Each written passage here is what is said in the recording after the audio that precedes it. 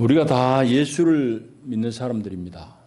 믿은 지 오래된 분도 있을 테고 이제 몇 년 안 되신 분도 있을 텐데,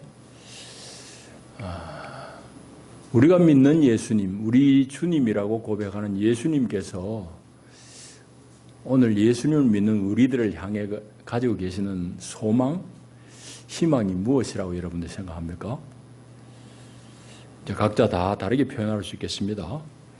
어떤 분들은 내가 예수 믿어서 좀 마음이 편안해졌으면 하는 사람도 있을 테고, 아니면 어떤 분들은 내가 예수 믿어가지고 세상 가운데 좀 우뚝 서가지고 좀 예수 믿는 표를 좀 내고 교회 득도 좀 많이 끼쳤으면 하는 그런 생각도 가질 테고, 그런 저는 소망이 있겠습니다만은, 그러나 다 정리해서 한마디로 얘기하자면은 예수님께서 여러분들을 향해서 가지고 계시는 소망은 여러분들이 예수님을 온전히 따르는 제자가 되는 데 있습니다.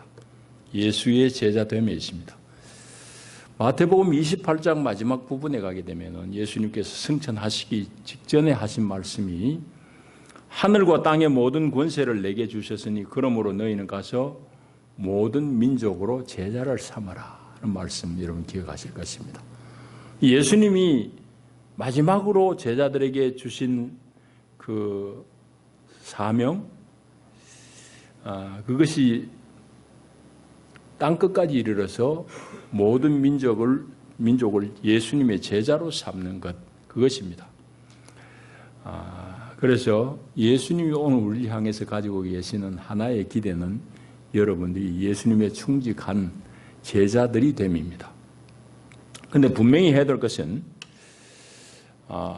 이제 한국교회에서 많이 혼돈을 가져온 그런 복음 때문에 우리가 좀 헷갈리는 부분이 있습니다만은, 어떤 분들은 혹간에 예수 믿는 것이 마치 내 소원을 다 이루어주는 요술방망이 정도로 예수님을 생각하는 분들도 혹간 없지는 않습니다. 꼭 뭐 표현은 그래 안 해도 믿음의 내용이 그런 수준에 머무르고 있는 사람들이 적지 않습니다.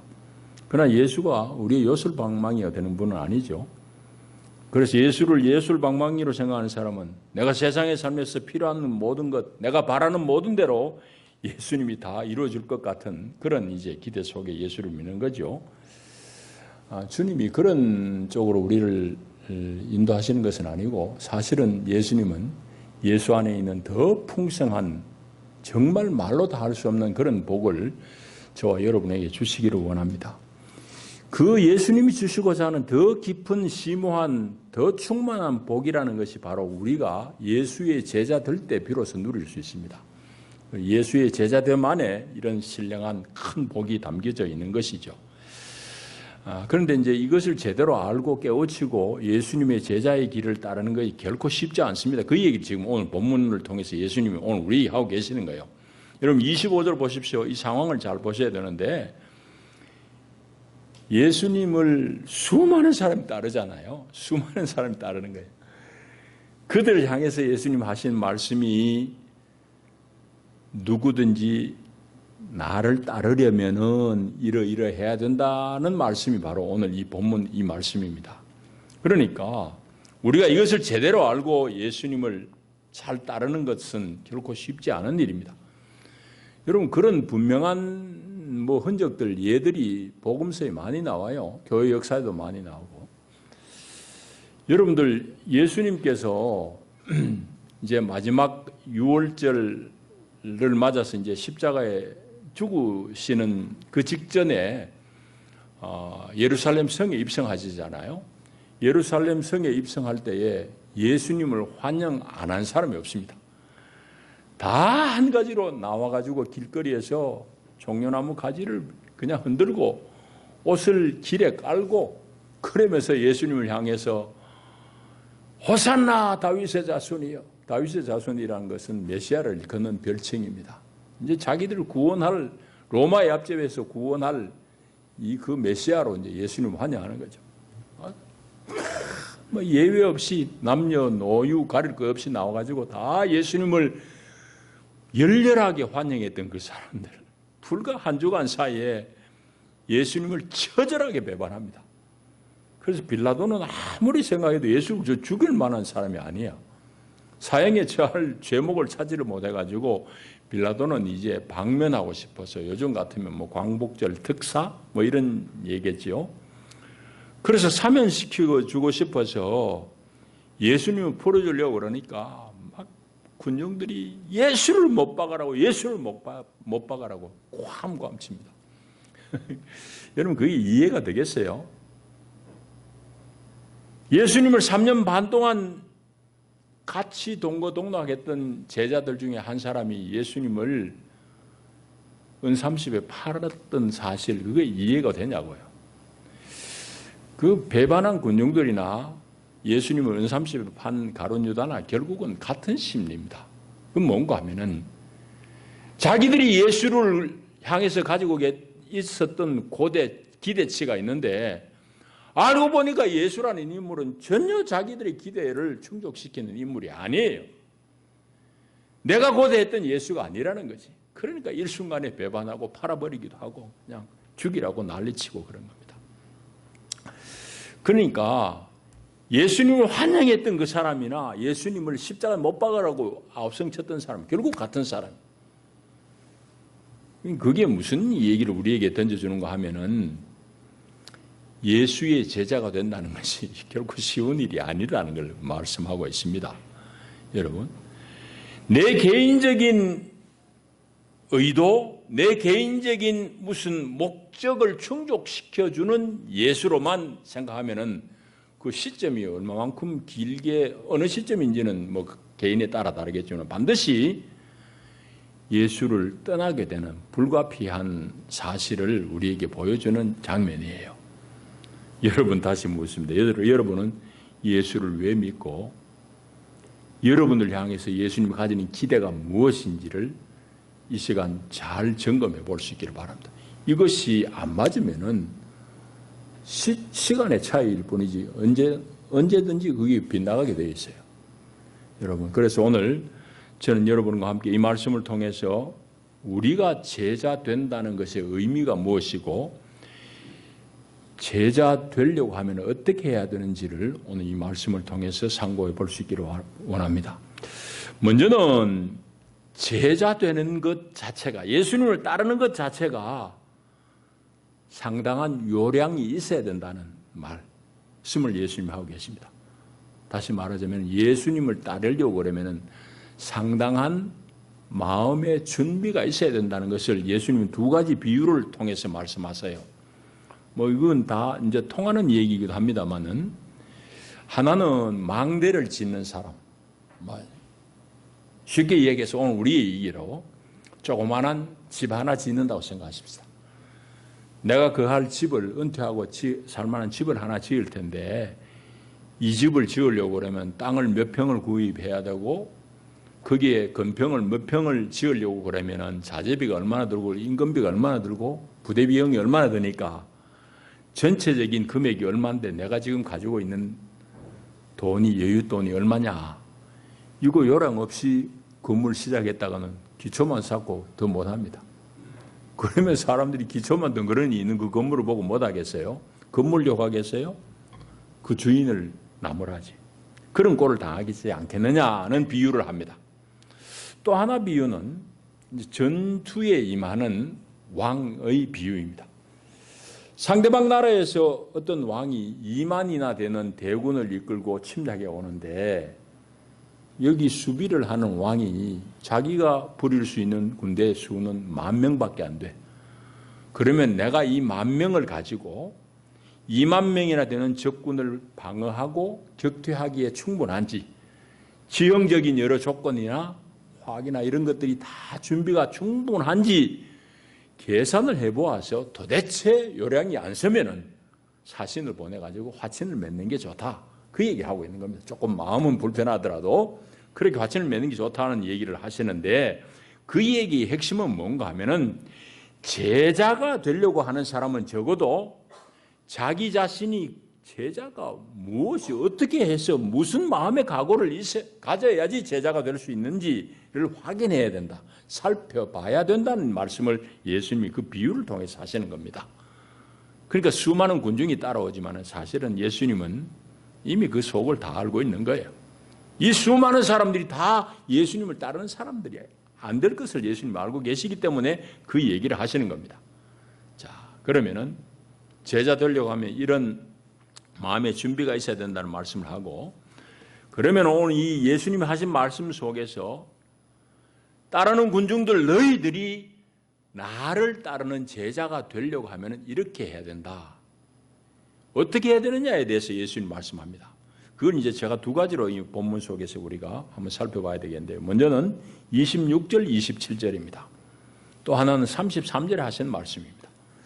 먼저 26절 보시면은 물은 내게 오는 자가 자기 부모와 처자와 형제와 자매와 더욱이 자기 목숨까지 미워하지 아니하면 능히 내 제자가 되지 못하고 누구든지 자기 십자가를 지고 나를 따르지 않는 자도 능히 내 제자가 되지 못하리라. 그렇게 말씀합니다.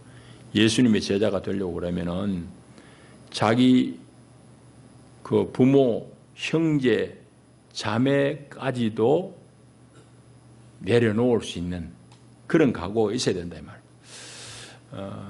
우리 집안에 형님 중에 한 분은 이 똑똑한 분인데 이 본문 말씀이 자기에게 거슬린다는 거예요.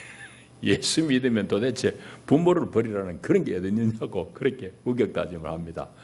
그래서 제가 전후 사정을 말씀드렸는데 아직까지도 뭐 예수 믿을 마음은 없는 분이에요. 여러분, 예수님이 여기서 하신 말씀의 핵심은 뭔가 하면은 뭐 부모를 미워하란 말이겠어요? 형제를 미워하고 그냥 아주 원수로 살아라는 말씀이겠어요? 그게 아니잖아요.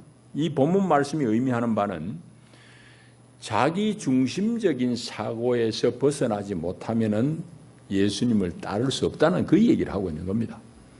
여러분, 사람이 가지고 있는 자연스러운 본능이 뭡니까?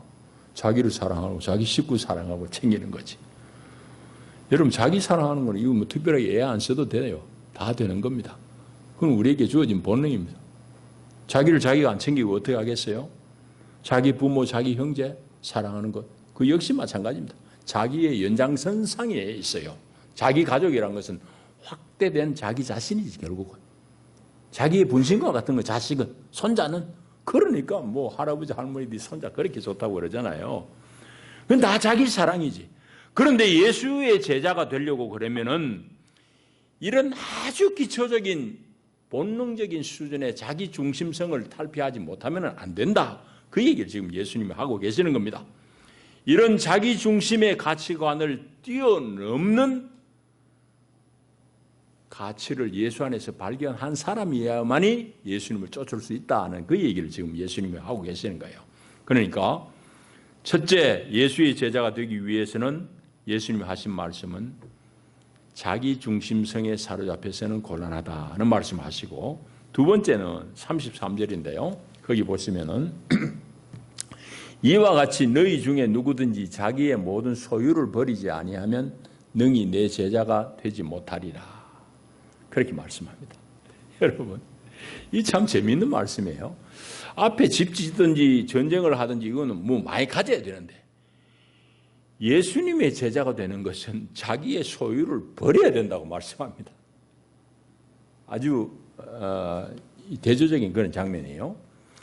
그러니 예수님이 33절에 하시고자 하시는 말씀은 세상에 무슨 일도 벌리려고 하면 마땅히 거기에 합당한 준비가 있어야 되는데, 요령이 있어야 되는데, 나를 따라서 나의 제자가 되려고 하는 사람은 자기 소유를 버릴 각오가 되어 있어야 된다. 그 얘기하고 있습니다. 여러분, 그런데 자, 다 앞을 보십시오.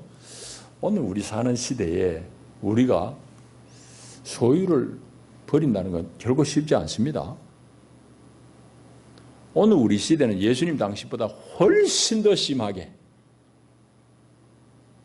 연세 드신 분들은 여러분 어린 시절보다 훨씬 심하게 오늘 우리 이 시대는 물질이 지배하는 시대. 옛날에는 돈 없어도 좀 고가하게 살 수 있는 그런 여러 길들이 있었는데 요즘은 자기 혼자 사는 시대가 아닙니다. 전부 뭐 재화든지 모든 용역들을 다 돈으로 주고받고 하는 시대입니다. 그러다 보니까 가진 물질이 없으면 사람 사는 게 궁색해질 수밖에 없는 시대입니다. 고상하게 살기 어려운 시대입니다. 그런 시대에 예수님의 이 말씀, 우리가 내 모든 소유를 버리고 예수님 따른다. 그건 결코 쉬운 일이 아닙니다. 그럼에도 불구하고 예수님의 이 말씀은 오늘 우리에게도 정확한 말씀인 것은 사실인데, 예수님의 이 말씀이 의미하는 바는 우리가 세상 살면서 필요한 그런 물질이 없어야 된다, 그 얘기를 하시는 게 아니에요. 오늘 이 얘기도 앞에 가족의 관계를 버리라고 한 말씀과 마찬가지입니다. 우리에게 물질도 필요하고 우리의 소유도 필요하지만은 그것에 마음을 빼앗기는 것, 소유욕에 우리가 잡히게 되면은 예수를 잡을 수 없다는 그 말씀을 예수님 하고 계시는 겁니다. 여러분, 성경은 어디든지, 특별히 예수님도 그래요, 소유 자체를 좋다 나쁘다 하시는 적이 없어요. 그런 본문은 없다고. 그거는 우리가 세상 사는데 다 필요한 방편이기 때문입니다. 그럼에도 불구하고 부자 청년이 예수님한테 와가지고 영생의 길을 묻다가 예수님 무슨 소리 한마디 하니까 근심에 꽉 차가지고 돌아갔다고 그랬잖아요. 왜? 그는 아직까지도 예수를 따르기 위해서 자기의 소유욕을 내려놓을 마음의 준비가 안 된 사람이기 때문이에요. 여러분, 그러니까 예수님께서 소유 자체를 부인하는 게 아니라 예수님을 따르려고 그럴 때에 내가 누렸던 어떤 편리함, 유리함, 나의 이미 누렸던 기득권 이런 것까지도 내려놓을 각오가 없으면 예수님 못 따른다, 그 얘기를 지금 예수님이 하고 계시는 겁니다. 그런데 정작 예수님을 따르려고 그럴 때에 이 부분에 부딪혀가지고 예수님을 못 따랐던 사람 복음서에 많이 나오잖아요. 방금 말씀드린 부자 청년도 그렇고, 여러분들이 잘 못 읽으셨을지 모르지만은 예수님을 사형 언도에 처한 빌라도까지도 예수님하고 상당히 깊이 있는 대화를 나눈 것 여러분들 아십니까? 복음서를 보면은 예수님하고 신문하는 대화 중에 예수님께서 빌라도가 먼저 묻는 게, 이제 자기든 권력자니까 제일 궁금한 게 네가 진짜 왕이냐? 뭐 그 질문이에요. 네가 유대인의 왕이냐는 그 질문한데, 예수님이 보시면은 복음서의 전체적인 내용은 네가 바로 말했다, 뭐 그런 내용입니다. 말하자면 예수님이 시인하신 거예요. 내가 왕이다. 그러면서 빌라도하고 대화하다가 예수님이 하시는 말씀이 내가 이 진리에 대해서 말하려 왔노라 라고 그러니까 빌라도가 눈이 번쩍 뜨입니다. 헬라 철학이란 것이 진리를, 지혜를 추구하는 게 철학인데 그 한 나라의 총독 정도 되려고 그러면은 그런 뭐 고민이 없겠습니까? 그러니까 예수님이 진리에 대해서 말하라 하노라 그러니까 대뜸 하는 말이 진리가 무엇이요? 하고 이렇게 묻습니다. 그러니까 빌라도도 예수님하고 상당히 대화를 깊이 해본 사람이에요. 그런데 빌라도가 예수님을 쫓았습니까? 예수님 따랐냐고. 예수님을 결국 죽이도록 내놓잖아요. 그 얘기는 예수님에게 진리를 묻고 진리에 대해서 들었지만은 그 진리를 자기가 지금 자기의 그 위치, 자기가 가진 건 내려놓고 따를 만한 전혀 준비가 안 된 사람이에요. 그러니까 못 따른 거지. 여러분, 그 얘기는 오늘 우리 모두의 얘기이기도 합니다. 그래서 예수님이 33절에 하신 말씀은 예수님을 정작 쫓으려고 그럴 때에 우리의 가장 소중한 소유까지도 내려놓을 각오 있어야 된다, 이 말입니다. 그 얘기 지금 예수님께서 하고 계시는 겁니다.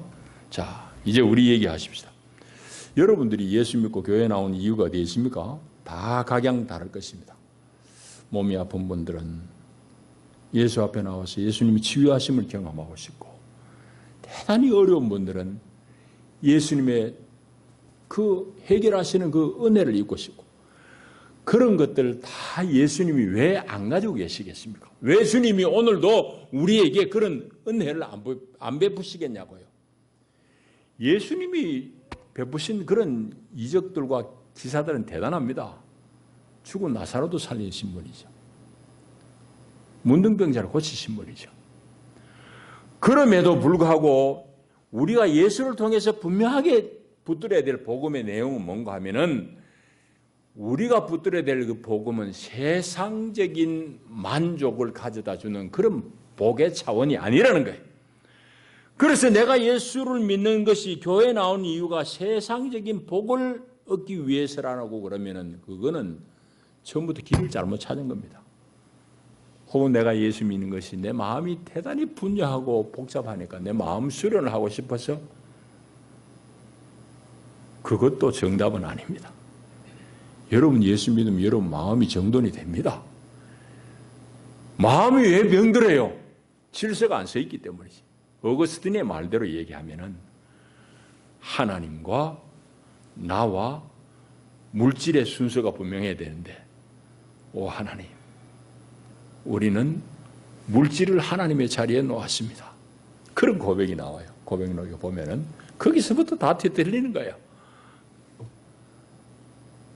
그래서 대부분의 사람들을 획일화시키기는 곤란하지만은 어거스틴의 말이 전혀 합당한 말인 것은, 많은 경우에 우리가 그런 질서가 뒤틀림으로 말미암아 우리 마음이 분주합니다. 우리 마음이 깨졌습니다. 그럼에도 불구하고 예수 믿는 것이 마음 수련에만 있는 건 아닙니다.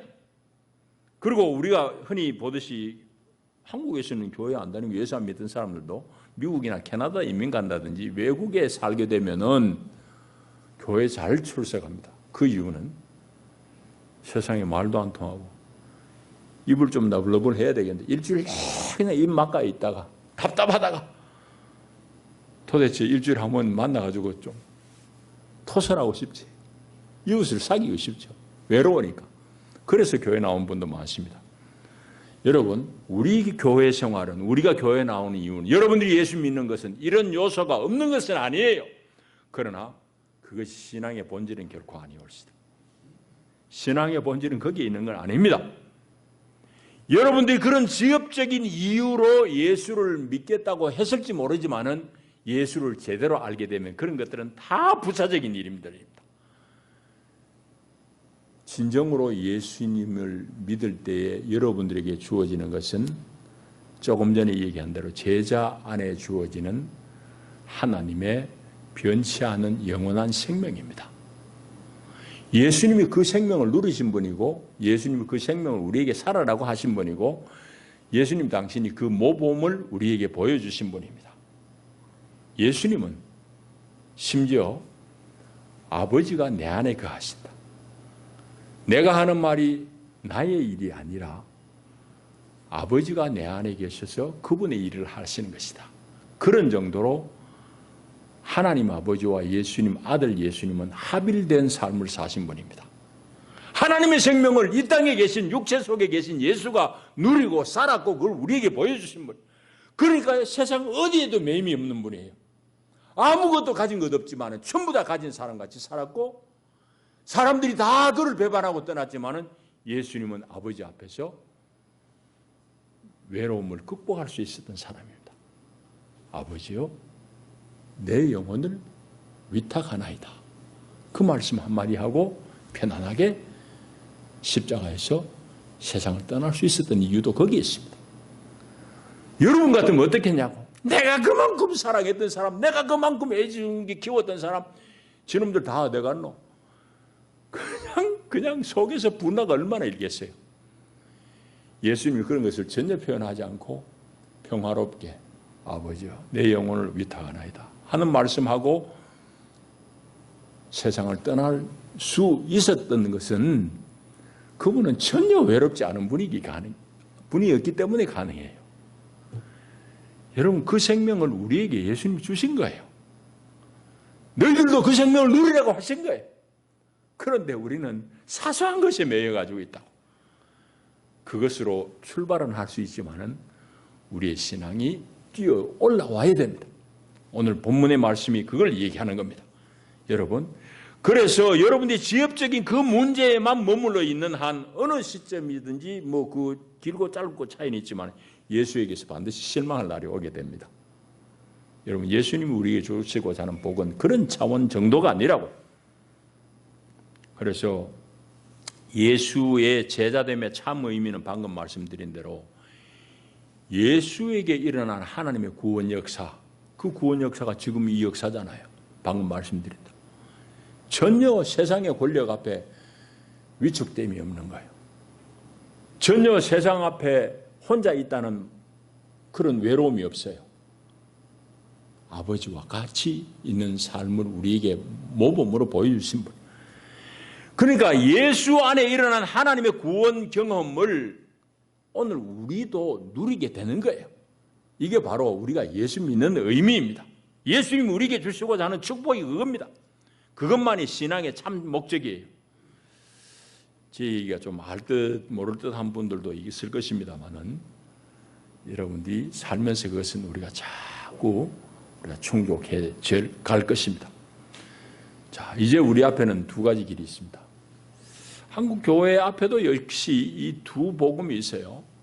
그걸 뭐 학자들이 표현하기로는 번영신학이라고 그럽니다. 예수 믿고 다 잘 된다. 막 이것도 잘 되고 저것도 잘 되고. 뭐 그런 소유욕을 만족시켜 주려고 하는 복음이 있습니다. 그거는 제가 보기에는 많이 왜곡된 복음입니다. 갈라디아의 바울의 표현대로 하면 내가 전한 복음엔 다른 복음을 전하는 자에겐 저주가 있을지어다. 바울이 막 얼마나 화를 냈는지 몰라요. 다른 복음을 얘기한 사람이 있었어요. 그 당시에도. 오늘도 마찬가지입니다. 그거는 예수님이 전한 복음의 핵심되는 내용에서는 조금 빗나가 있습니다. 소유의 충족은 그냥 곁다리예요. 주님이 나를 잘 아시는 그분이 필요한 대로 주시는 거예요. 그것이 참된 복음의 핵심은 아니고 복음의 참된 내용은 여러분들이 예수의 제자됨에 있습니다. 이 두 길이 우리 앞에 놓여 있어요. 그 내가 예수의 제자 되겠다, 예수를 따르겠다는 그 얘기는 뭔가 하면은 영원한 생명이 변치 않는 생명, 어떤 사정에서도 흔들리지 않는 그 생명의 능력이 예수 안에 있다는 사실을 믿고 나는 예수와 함께 가겠다. 그 결단이 바로 예수 제자 되는 거죠. 여러분, 그게 바로 우리 신앙의 결단이 되어야 됩니다. 신앙은 철저하게 나의 소유의 많고 적음을 뛰어넘어서 예수 안에 있는 그 생명의 가치를 보고 쫓는 것이 이게 신앙입니다. 이제 이것이 제대로 된 것이 바로 우리 제자라는 존재가 만들어진 거죠. 여러분 34절 5절은 어떤 성경 번역에 보면 이게 다른 단락으로 나눠진 데가 있어요. 영어 성경 같은 데도 보면은 다른 제목을 또 붙여놨다고. 제목 붙인 거는 물론 성경을 편집한 사람들이 제목이에요. 15장에 보면 이런 양을 찾은 목자 비유, 이거는 그 성경 본래에 있는 제목이 아니라고. 자, 어쨌든지 34절 35절을 떨어뜨려 가지고 다른 단락으로 해석해 놓은 성경이 있어요. 그런데 그 전혀 그렇지 않습니다. 우리 번역에는 없지만은 사실은 34절은 우운이라는, 그러므로라는 말로 시작합니다. 그 얘기 무슨 얘기죠? 앞에 말을 이어가지고 34절, 35절도 예수님이 하고 계시는 거예요. 그런데 이 소금 비유가 영 생뚱맞으니까 따로 떼놓은 단락으로 그렇게 편집해 놓은 성경들인데 원문을 읽으면 그렇지 않습니다. Therefore, 그게 있어요. 영어로 보면은. 그러니까 예수님께서 이 얘기를, 제자 얘기를 하다가 소금 얘기를 하는 건 전혀 생뚱맞은 얘기가 아니고 제자됨, 제자의 존재의 의미를 얘기하는 거예요. 그래서 그러므로 소금이 좋지만은 소금도 맛 잃어버리면은 그거 무엇으로 짜게 하겠느냐? 다 버려가지고 발에 채일 뿐이다. 예수님이 그 얘기 하시는 거예요. 그러니까 제자됨의 의미를, 제자됨의 어떠함을 놓쳐버리고 수많은 군중이 예수님에게 각자 나름의 기대가 다 있어요.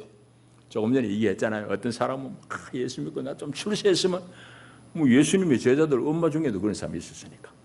또 어떤 사람은 내가 예수 믿고 벼락부자 됐으면, 어떤 사람은 예수 믿고 내가 그냥 막 이 좀 찌질한 이런 병 다 확 해결해버리고 그냥 20대 청년으로 좀 살았으면, 뭐 온갖 기대가 다 있겠지만은, 그런 수많은 군중이 오는 중에도 예수님은 당신의 제자, 바로 세상 가운데 꼭 필요한 소금과 같은 제대로 된 제자로서의 존재 가치를 놓치지 않는 사람, 그 얘기를 지금 예수님이 하시면서 이 말씀을 마치는 겁니다. 여러분, 소금이란 것은 짠맛을 품고 있느냐 없느냐는 그 얘기지, 소금이 많고 적음을 얘기하는 게 아니잖아요. 우리 교회가 어떤 교회냐? 예수의 생명을 한 사람 한 사람 안에 품고 있느냐? 그 얘기인 거지. 수많은 군 중 10만, 5만, 3만 모였다는 것, 그거의 의미가 아니라, 여러분, 그걸 예수님이 오늘 이 본문을 통해서 우리에게 오늘 하고 계시는 겁니다. 그런 삶이 어떤 삶일까? 많은 선배들 속에 그런 우리 족적들을, 흔적들을 발견할 수 있습니다. 오늘 아침에 좀 나누고 싶은 분은 여러분 유한양행을 일으킨 유일한 박사 잘 아시죠?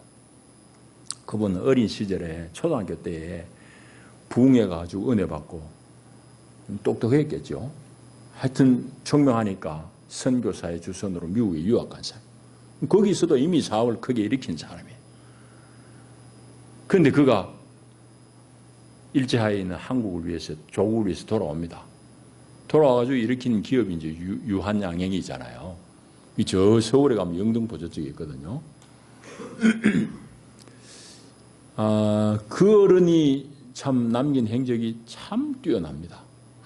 예수 믿는 사람, 제자가 저런 사람이구나 하는 것을 우리로 하여금 말없이 전하고 있어요. 그분 일화를 한 가지 소개하겠습니다. 서울에 양화대교 있습니다. 양화대교. 한강에 다리들이 많은데 양화대교를 건설할 때입니다. 서울시에서 그 양화대교를 놓는데 땅을 이제 수용해야 되는 지주들에게 평당 4,000원을 지불하겠다고 그러니까 온 동네가 난리 났습니다. 왜 4,000원 주느냐? 12,000원 내놔라고 이제 동네 사람들이 전부 데모합니다. 그 유한양행도 그 땅이 많아요. 그래서 유한양행을 경영하는 사람도 당연히 동네 사람들하고 같이 합류해가지고 땅값 더 받으려고 유한양행도 이제 땅 수용하는 동의 안 해주고 버티고 있습니다. 그 나이 많이 이제 자신 유일한 선생님 그 얘기를 듣고는 호통을 칩니다. 우리가 그 땅 살 때 얼마 주고 샀냐고. 3원 주고 산 땅인데 지금 나라에서 4,000원 준다고 그러면 감사하고 받아야지 말이야. 그걸 12,000원까지 받는다고. 난 도둑놈 같다고. 그 유한양에서 큰 땅을 내놓으니까 동네 사람들도 다 그 말이 맞고 평소에 존경하니까. 그래가지고 쉽게 땅 수용 문제가 해결됐다는 그런 일화가 있습니다. 여러분 다르지 않습니까? 여러분 어떻습니까? 우리는 너무 탈법이 아니면은, 위법이 아니면은 우리가 어떻게든지 내 소유를 많이 가지려고 그렇게 애를 쓰면서 사는 것이 너무 자연스러운 시대에 살고 있습니다. 지금 우리는 그런 모순된 상황 속에 살고 있어요. 지금 청문회도 다 그런 문제입니다만은 여러분 보십시오. 정말 예수 믿는 사람이라고 그러면은 그런 것을 뛰어넘을 수 있는 그런 자리에 나가는 것 아닐까요? 오늘 예수님은 수많은 군중이 당신을 따르는 게 아마도 마음으로는 좀 염려가 되기도 하고 또 예수님의 성향으로 봐서 좀 부담스러웠을지도 모르겠습니다. 많은 사람이 따르는 중에 예수님이 물은 내게 오는 자는 물은 나를 따르려고 하면 이런 말씀하셨습니다. 저와 여러분이 예수를 10년 믿은 분도 있고 이제 간 믿은 분도 있고 수십 년 믿은 분도 계십니다. 예수 믿는 건 너무너무 좋습니다. 부자 돼서 좋은 거 아니고 예수 믿어가지고 내가 그냥 아무 일 없이 탈 없이 잘 살았어야 좋은 게 아니라 정말 살면서 우리가 이런저런 어려움 겪고 말로 다 못할 그런 슬픈 일들을 만날지라도 그 가운데서 주님 주신 생명의 능력이 있다고. 이걸 우리가 누리고 사는 거죠. 그래서 청년들은 청년들대로 또 나이 드신 분은 나이 드신 분들대로 요즘 사는 것이 옛날보다는 편리하지만 결코 우리에게 행복을 보장해 주는 시대는 아닌 것 제가 가끔 말씀드리잖아요. 그럼에도 불구하고 우리가 예수 안에서 승리하고 행복할 수 있는 것은 바로 그 안에 있는 생명의 능력입니다. 여러분이 제대로 예수를 잘 믿고 주님이 주시는 신령한 은혜와 축복을 다 누리는 여러분들이 되기를 축복합니다. 기도합니다. 하나님 감사합니다. 소금이 맛을 잃으면 다 버려집니다. 예수님을 따르는 사람, 그 많은 사람 중에 예수님은 소금의 맛을 잃지 않은 참 제자들을 찾으십니다. 예수님 앞에 발굴되어지고 예수님 손에 붙잡혀지는 제자들이 되게 하옵소서. 예수님 이름으로 기도하옵나이다. 아멘.